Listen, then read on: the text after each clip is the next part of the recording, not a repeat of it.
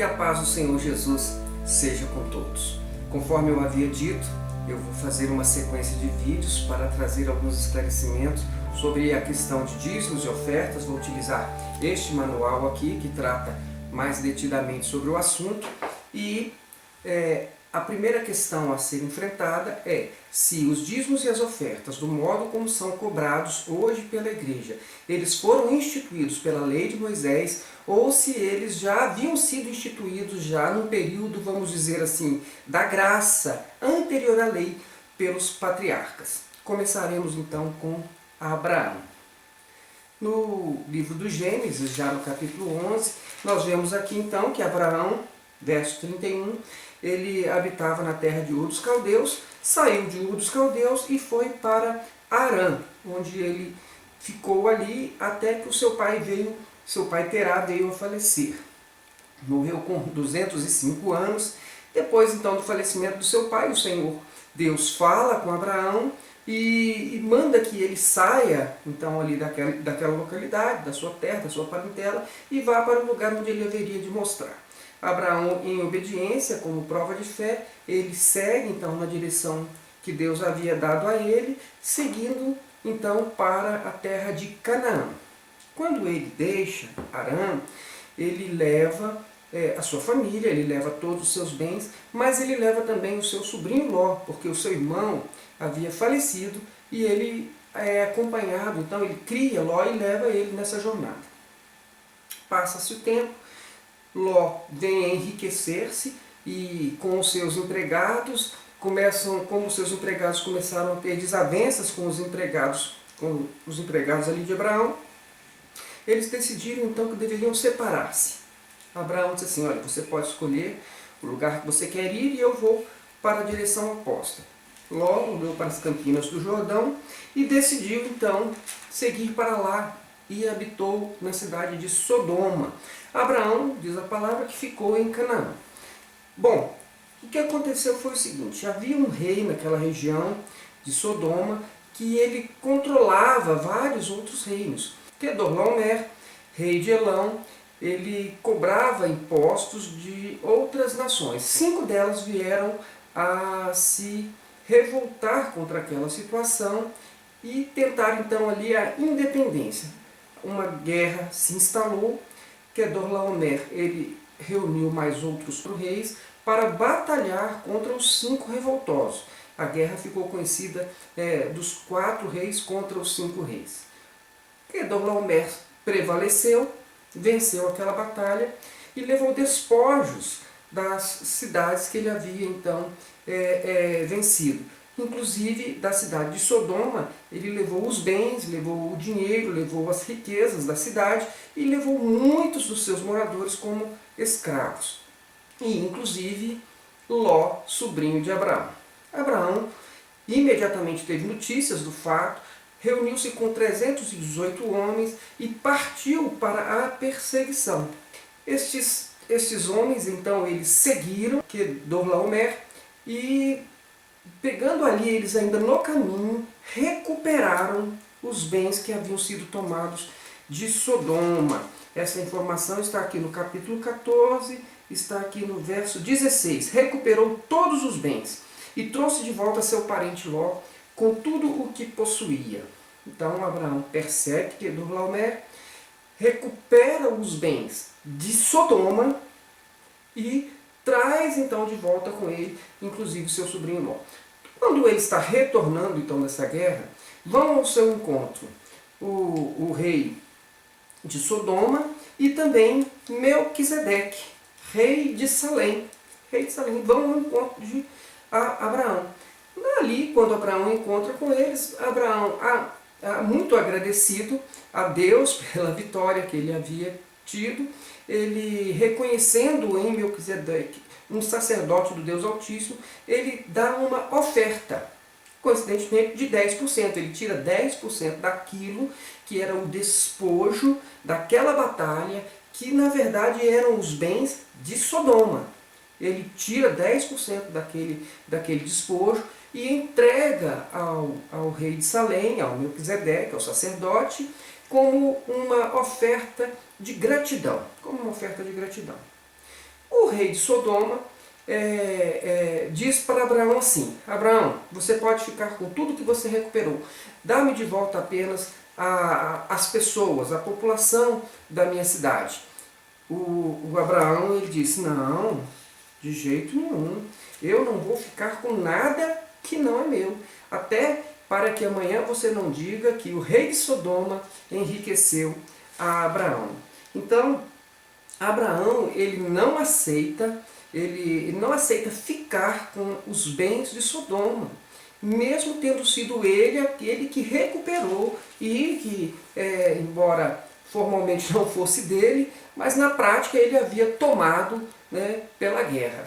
E era costume então que as pessoas ficassem com os despojos, mas mesmo assim Abraão ele não quis se aproveitar daquela situação, né, para tirar bens para si, bens que ele sabia que não pertenciam. A única coisa que ele pediu foi o seguinte: eu vou tirar aqui dos bens apenas o pagamento dos homens que lutaram, né?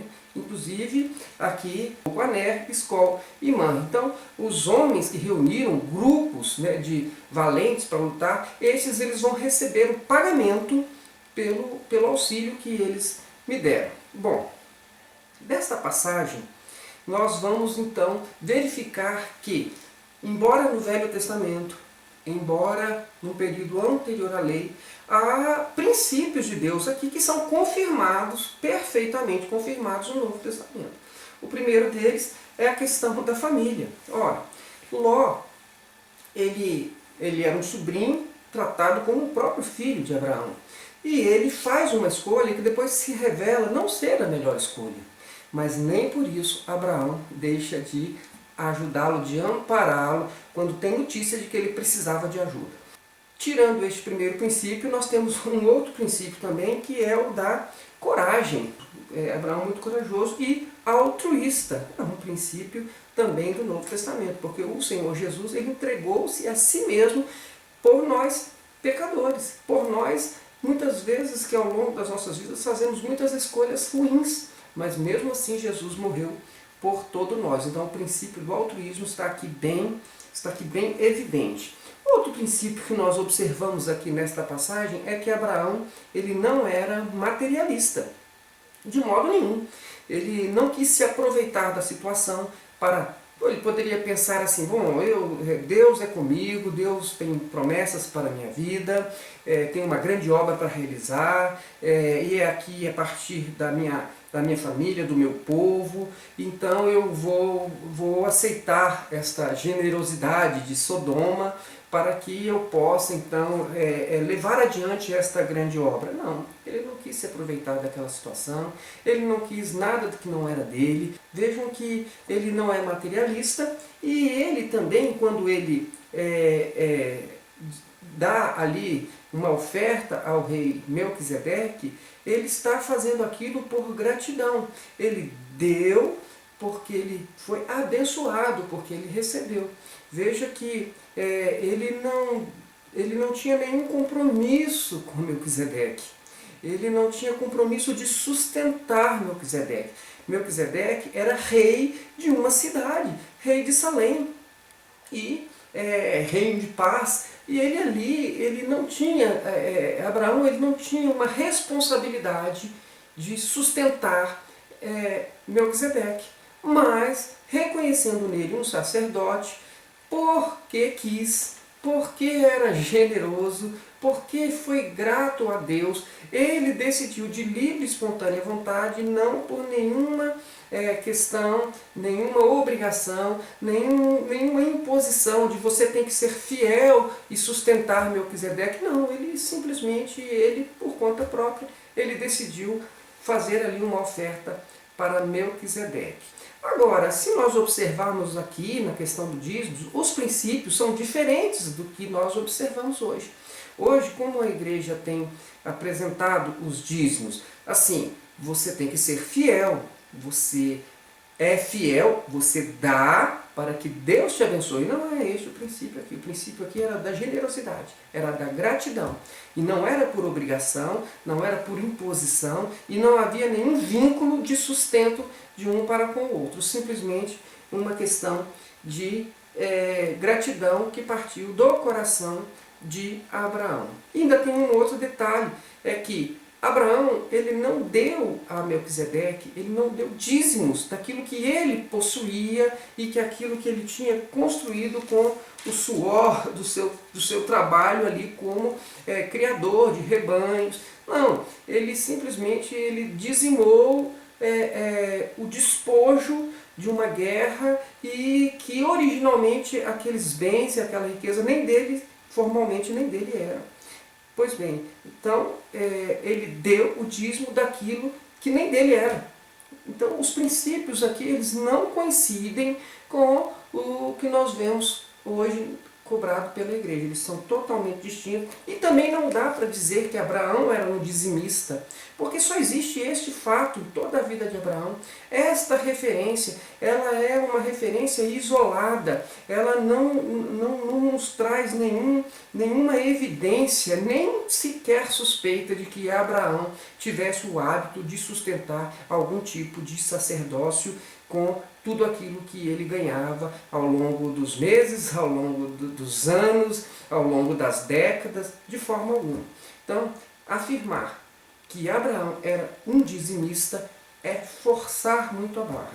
É querer colocar na Bíblia coisas que não estão nela.